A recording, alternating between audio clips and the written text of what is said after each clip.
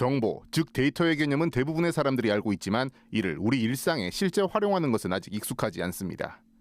하지만 이 데이터와 관련한 법이 시행되면서 개인은 물론 기업도 이 데이터 활용에 더 익숙해져야 합니다. 우리 일상에 더욱 가까워진 데이터 산업의 모습을 가치경제에서 알려드립니다. 대부분의 사람들이 여러 은행과 보험사, 신용카드 회사 등의 개인 정보를 제공하고 있습니다. 하지만 개인이 어떤 기관에 어떤 정보를 제공하고 있는지 알기란 쉽지 않습니다. 지난 1월부터 전면 시행된 데이터 3법 개정안, 개인정보보호법과 정보통신망법, 신용정보법이 개정되면서 사정은 달라졌습니다. 그동안 자신의 정보를 여러 기관에 제공만 했었는데 법 개정으로 해당 정보를 개인이 직접 관리할 수 있게 됐습니다. 또 정보를 자신이 원하는 금융기관에 원하는 만큼 제공할 수 있고 금융기관 등은 고객이 직접 제공하는 자산, 신용정보를 바탕으로 적합한 서비스를 제공할 수 있게 됐습니다. 폭넓은 데이터의 활용으로 마이데이터 사업자는 고객의 수요를 예측하여 새로운 비즈니스 모델을 만들고 초개인화된 종합자산 솔루션을 제공할 수 있게 될 것입니다. 데이터 3법 개정안이 개인과 금융기관의 정보관리에 영향을 미쳤다면 지난 20일부터 시작된 데이터 기본법은 산업에 영향을 미치고 있습니다.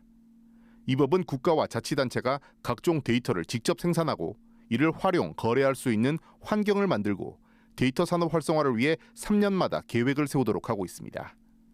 대구시도 이에 발맞춰 관련 산업 육성에 나서고 있지만 만만치 않은 상황입니다. 대구의 주력 산업인 제조업의 경우 데이터를 기반으로 한 지식산업으로의 전환이 쉽지 않기 때문입니다. 전통 제조업 중심의 산업 구조를 가지고 있잖아요. 상대적으로 지식 기반 제조업의 비중이 좀 낮고요. 기존 주력 제조업들의 경우는 특히 디지털 전환에 취약한 종들이거든요. 따라서 데이터 산업을 육성하기 위해 사전 작업에 착수했습니다. 지난 2월 수성 알파시티에 전국 최초로 문을 연 데이터 허브센터. 대중교통 이용량 등 교통 관련 정보나 폭염과 같은 재난 관련 정보 등 데이터 산업의 기반이 될 수 있는 각종 정보를 저장하고 있습니다. 이렇게 저장한 정보는 향후 센터에서 분석 가공해서 개인과 기업에도 제공할 계획입니다.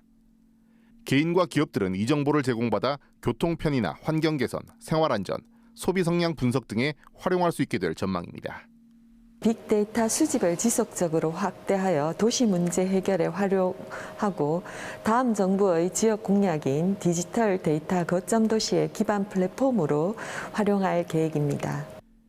이처럼 지역에서 데이터 산업을 위한 기반이 갖춰지면서 관련 기관을 추가로 유치하고 대학 등과 함께 전문 인력을 양성하고 관련 기술을 개발하는 방안이 필요하다는 주장도 제기됐습니다. 한국데이터산업진흥원이라고 있습니다. 그 기관을 적극적으로 유치하는 것도 한 방법인 것 같고요. 이런 것들을 통해 가지고 데이터 산업의 선도 지역이 되는 그런 것들이 상당히 중요할 것 같다, 그렇게 생각을 합니다. 지역 내 총생산과 성장 잠재력 등의 경제 지표에서 전국 최하위에 머물고 있는 대구가 차세대 산업으로 각광받고 있는 데이터 산업을 선점함으로써 지역 발전의 기반으로 삼을 수 있을지 주목됩니다. 가치경제 김재노입니다.